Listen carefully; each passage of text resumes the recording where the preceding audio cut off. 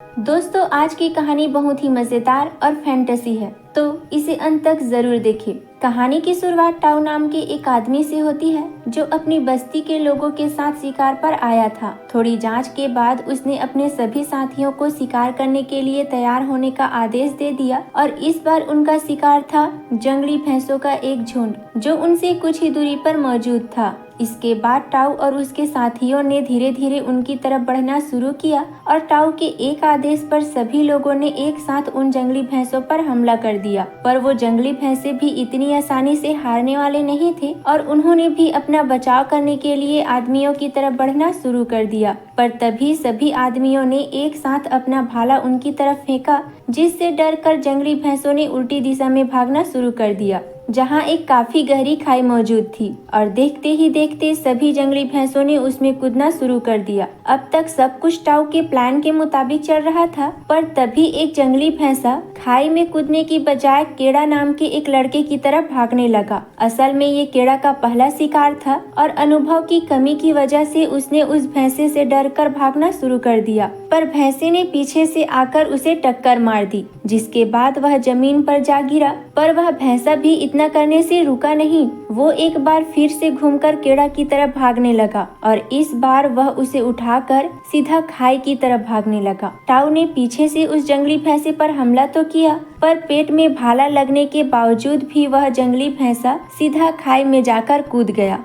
Tau और उसके साथी तुरंत ही केड़ा को बचाने के लिए खाई की तरफ भागे, पर उन्होंने वहां जाकर देखा कि केड़ा एक पत्थर के सहारे लटका हुआ था। पर वह ज्यादा देर तक पत्थर को पकड़ नहीं पाया और जल्द ही हाथ छूटने की वजह से नीचे गिर गया। पर किस्मत से केड़ा सीधा खाई में नहीं गिरा, बल्कि वो एक बड़ी सी चट्टान पर जाकर बेहोश हो गया था। असल में केड़ा टाउ का बेटा था और इसलिए टाउ नीचे जाकर केड़ा को बचाना चाहता था, पर उसके साथियों ने उसे ऐसा करने से रोक दिया। थोड़ी देर बाद रात भी हो गई, पर टाउ को अब भी विश्वास था कि शायद उसका बेटा बच सकता है, इसलिए वो अब भी वहीं बैठकर केड़ा को आवाज लगा रहा था। पर बस्ती का मुखिया होने की वजह से वह ज्यादा दिन तक नहीं रुक सकता था, क्योंकि बर्फ गिरने से पहले उन्हें खाना लेकर बस्ती तक पहुँचना होगा। इसलिए अगली सुबह टाउ ने एक भारी दिल से केड़ा के लिए अंतिम पूजा करके वहां से निकलने का फैसला किया और वहीं नीचे पड़े केड़ा को अब तक होश नहीं आया था। पर थोड़ी ही देर बाद उसके ऊपर एक चील की नजर पड़ी और अपने सामने इतना अच्छा खाना देखकर वह तुरंत ही केड़ा के पास पहुंच गई। पर जैसे ही वो केड़ा को खाने के लिए आगे बढ़ी तो उसे तुरंत ही होश आ गया और उसने एक ही बारी में चील को पकड़कर खुद से दूर कर दिया। अपने आप को उस चट्टान पर देखकर केड़ा बहुत घबरा गया और उसने मदद के लिए जोर जोर से टाउ का नाम लेकर चिल्लाना शुरू कर दिया। पर जल्द ही उसे एहसास हो गया कि उसकी मदद करने के लिए वहाँ कोई नहीं था।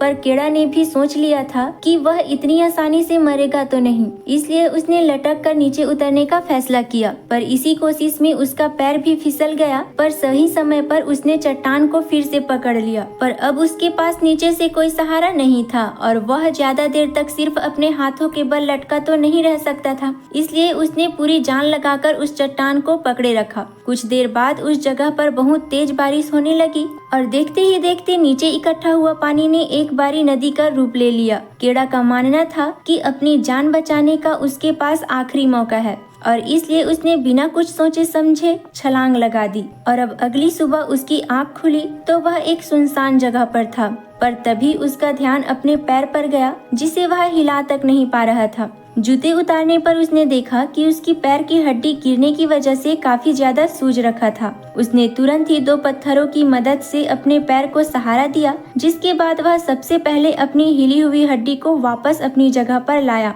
और फिर उसने अपने जूते पर लकड़ी लगाकर चलने के लिए अपने पैरों को सहारा दिया। केड़ा अपने साथियों के पास जाना चाहता था, इसलिए उसने पहाड़ी की चोटी पर जाने का फैसला किया, जहां पहुंचकर उसकी नजर उन पत्थरों पर पड़ी जिन्हें टाउ ने अपनी पूजा के लिए इस्तेमाल किया था। उन्हें देखकर केड़ा अंदर तक टूट गया, पर तभी उसे कुछ आवाज सुनाई दी और जब उसने गौर किया तो उसने देखा कि उसकी नजर भेड़ियों के एक झुंड पर पड़ी, जिन्हें देखते ही केड़ा पूरी रफ्तार से भागना शुरू कर दिया। लेकिन वह भेड़ियों से तेज थोड़ा न भाग सकता था। भेड़िए जल्द ही उसके बहुत करीब पहुंच गए, तो उनसे बचने के लिए उसने एक सूखे हुए पेड़ पर चढ़ने का फैसला किया और इसी बीच एक भेड़िए ने उसका पैर पकड़ लिया, पर केड़ा ने तुरंत ही अपना चाकू निकालकर उस भेड़िए को मार गिराया, जिसके बाद वो भेड़िया तो जमीन पर गिर गया, पर अभी भी उसके साथी उस पेड़ के नीचे ही खड़े थे। इसलिए केड़ा ने उनके जाने तक उसी पेड़ पर रुकने का फैसला किया, जिसके बाद उसे पूरी रात उसी पेड़ पर गुजारनी पड़ी।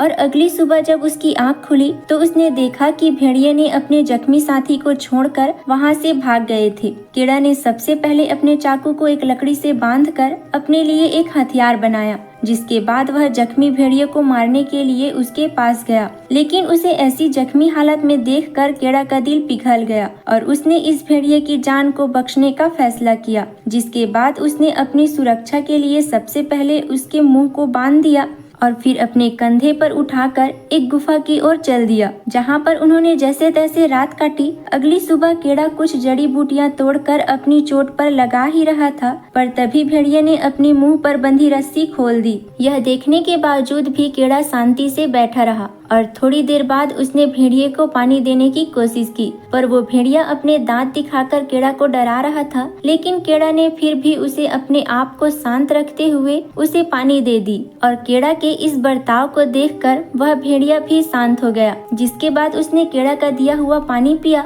यह देखकर केड़ा काफी खुश था और थोड़ी देर बाद उसने भेड़िए के चोट पर चिपके हुए कीड़े को भी हटाए और उन्हें भेड़िए को खाने के लिए दे दिया। पर वह जानता था कि उन्हें जिंदा रहने के लिए शिकार करने की जरूरत है और अपनी इसी जरूरत को पूरा करने के लिए वह अगले दिन एक खरगोश का शिकार करके लाया। और जब वह उसे पकाने के लिए आग जलाने की कोशिश में लगा हुआ था, तभी उस भेड़िए ने धीरे से आगे बढ़कर उससे खरगोश को छीनने की कोशिश की। पर केड़ा जानता था कि भेड़िए को काबू रखने के लिए उसे खुद को ज्यादा ताकतवर दिखाना पड़ेगा, इसलिए उसने तुरंत ही भेड़िए को डराकर पीछे कर दिया और अपनी ताकत दिखाने के लिए उसने जमीन पर पड़े खरगोश को दांत से चाबना शुरू कर दिया, जिसे देखकर वह भेड़िया चुपचाप अपनी जगह पर बैठ गया। उस रात केड़ा ने कई दिन बाद खाना खाया था और वहीं दूसरी तरफ वो भेड़िया चुपचाप बैठकर केड़ा को देख रहा था। थोड़ी देर बाद केड़ा ने उसे भी खाना दे दिया, पर उसने ये बात भेड़िए को साफ साफ जता दी कि उसे खाना खाने के लिए केड़ा की इजाजत की जरूरत है। अगले कुछ दिनों तक आराम करने के बाद केड़ा ने बर्फ गिरने से पहले वापस जाने का फैसला किया, पर वो उस भेड़िए को अपने साथ नहीं ले जा सकता था। इसलिए उसने भेड़िए से अपने परिवार को ढूंढने को कहा,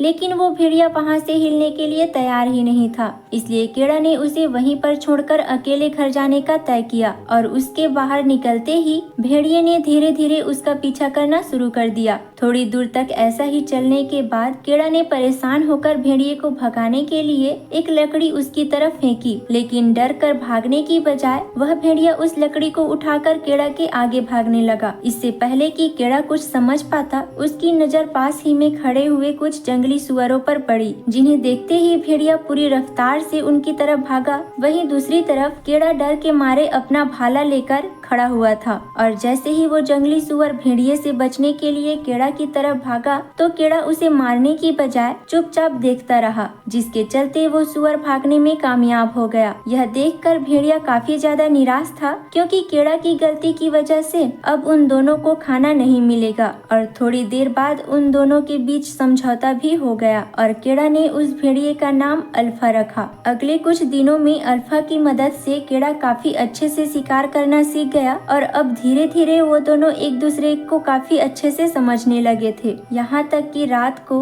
अल्फा केड़ा को गर्म रखने के लिए उसके साथ चिपक कर सोता। वहीं केड़ा को भी इन सब में काफी मजा आ रहा था। पर कुछ दिनों बाद सर्दियों के आते ही पूरा इलाका बर्फ की सफेद चादर से ढक गया। लेकिन केड़ा और अल्फा किसी तरह अपने लिए शिकार करते हुए धीरे धीरे आगे बढ़ रहे थे। पर एक दिन पैर के नीचे की बर्फ टूटने की वजह से केड़ा सीधा पानी में जाकर गिर गया और अब उसे ऊपर आने का रास्ता नहीं मिल रहा था। वहीं अल्फा भी अपने वजन से बर्फ को तोड़ने की कोशिश में लगा हुआ था, पर उसका वजन बर्फ तोड़ने के लिए काफी नहीं था। थोड़ी देर कोशिश करने के बाद केड़ा ने आखिरकार अपने चाकू की मदद से अपने लिए रास्ता बना लिया, जिसके बाद अल्फा की मदद से वो जैसे तैसे ऊपर आ ही गया।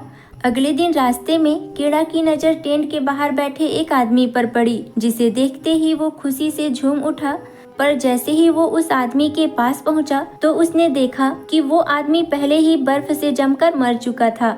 इसके बाद उसने टेंट के अंदर जाकर खाना ढूंढने की कोशिश की, पर कोई फायदा नहीं हुआ। कीड़ा ये देखकर बहुत निराश हुआ, पर वह किसी भी हाल में अपने परिवार से मिलना चाहता था, इसलिए वो दोनों एक बार फिर से अपने सफर पर चल दिए। थोड़ी देर बाद उनकी नज़र सामने से आ रहे एक बर्फीले तूफान पर पड़ी और चीजों को और मुश्किल बनाने के लिए उन्होंने देखा कि कुछ शिकारी कुत्ते भी उनके पीछे आ रहे थे। कीड़ा ने अपने दिमाग का इस्तेमाल करते हुए अल्फा के साथ एक गुफा की तरफ भागना शुरू कर दिया। सामने से आ रहे तूफान और पीछे से आ रहे कुत्तों के बावजूद भी वह सही समय रहते उस गुफा के अंदर पहुंच गए। अंदर पहुंचते ही कीड़ा और अल्फा उन कुत्तों का स्वागत करने के लिए तैयार खड़े थे। थोड़ी देर तक इंतजार करने के बाद वो समझ गए कि वो कुत्ते जरूर तूफान में फंस गए होंगे। कीड़ा को लग रहा था कि खतरा अब टल चुका है, लेकिन अल्फा अभी भी दीवार की तरफ मुंह करके हमला करने के लिए तैयार खड़ा था और कुछ ही सेकंडों बाद उनके सामने एक काले रंग का तेंदुआ आया, जिसने कीड़ा को देखते ही उस पर हमला कर दिया। पर कीड़ा को बचाने के लिए अल्फा उस तेंदुए के सामने आ गया, जिसके बाद उन दोनों के बीच लड़ाई शुरू हो गई। कीड़ा पहले तो बहुत ही डरा हुआ था, पर वह जानता था कि अगर उसने तेंदुए को नहीं मारा तो अल्फा का जिंदा बचना नामुमकिन है। इसलिए अपनी सारी हिम्मत इकट्ठा करते हुए उसने एक तीर तेंदुए की तरफ छोड़ दिया, जिसके लगते ही वो तेंदुआ जमीन पर गिर गया। तेंदुए के नीचे गिरते ही कीड़ा ने अल्फा को आवाज लगाई, जो तेंदुए के साथ ही पड़ा हुआ था। कीड़ा के बार बार आवाज लगाने पर अल्फा ने थोड़ी देर बाद खुद को तेंदुए की पकड़ से आजाद करवा लिया। वो कीड़ा की तरफ भागा, पर अपने जख्मों की वजह से दोबारा नीचे गिर गया। कीड़ा जानता था कि अल्फा ने कई बार उसकी जान बचाई है, इसलिए वह किसी भी हाल में अल्फा को अपने साथ घर ले जाना चाहता था। अगली सुबह उन दोनों ने वापस अपनी मंजिल की ओर चलना शुरू कर दिया और कुछ घंटों बाद उन्हें एक पत्थर मिला, जिस पर कीड़ा की बस्ती का निशान बना हुआ था, जिसका मतलब था कि अब वो लोग अपने घर से थोड़ी ही दूर पर थे। अब धीरे धीरे अपने जख्मों की वजह से अल्फा के कदम कमजोर होते जा रहे थे और थोड़ी देर बाद वो बेचारा नीचे गिर गया। कीड़ा चाहता था कि अल्फा किसी भी तरह उसके साथ घर पहुंच जाए, लेकिन अल्फा के चेहरे को देखकर वो समझ गया कि अल्फा अब अपने पैरों पर नहीं चल सकता। लेकिन वो इतनी जल्दी हार मानने वाला नहीं था, इसलिए उसने अल्फा को अपने हाथों पर उठाकर आगे बढ़ने का फैसला किया। इसके बाद वो इसी तरह रात भर चलते रहे और अगले दिन भी उन्होंने अपनी हिम्मत के भरोसे कई सारे पहाड़ों को पार किया और आखिरकार एक जगह पर पहुंचकर कीड़ा को अपनी बस्ती दिखाई दी। वो अल्फा को अपने हाथों में लेकर सीधा उस बस्ती के पास पहुंच गया, जहां पहुंचते ही वह नीचे गिर गया। टाऊ कीड़ा को अपने सामने जिंदा देखकर काफी हैरान था और उसने तुरंत ही अपने बेटे को पकड़ लिया और तभी कीड़ा की माँ भी वहां पर पहुंच गई, जिसने अपने बेटे को दोबारा देखने की उम्मीद खो चुकी थी। कीड़ा भी अपने माता पिता को देखकर बहुत ज्यादा खुश था, पर तभी उसने अपने पिता को किसी भी हालत में अल्फा को बचाने को कहा, जिसके बाद वह बेहोश हो गया और उसकी आंख खुली तो उसे पता चला कि अल्फा ने कई सारे बच्चों को जन्म दिया था, जिसका मतलब यह था कि अल्फा असल में एक मादा भेड़िया थी जो अपने पूरे सफर के दौरान पेट से थी, पर इसके बावजूद भी उसने कीड़ा का पूरा साथ दिया। ये जानने के बाद कीड़ा के मन में अल्फा को लेकर प्यार और भी ज्यादा बढ़ गया।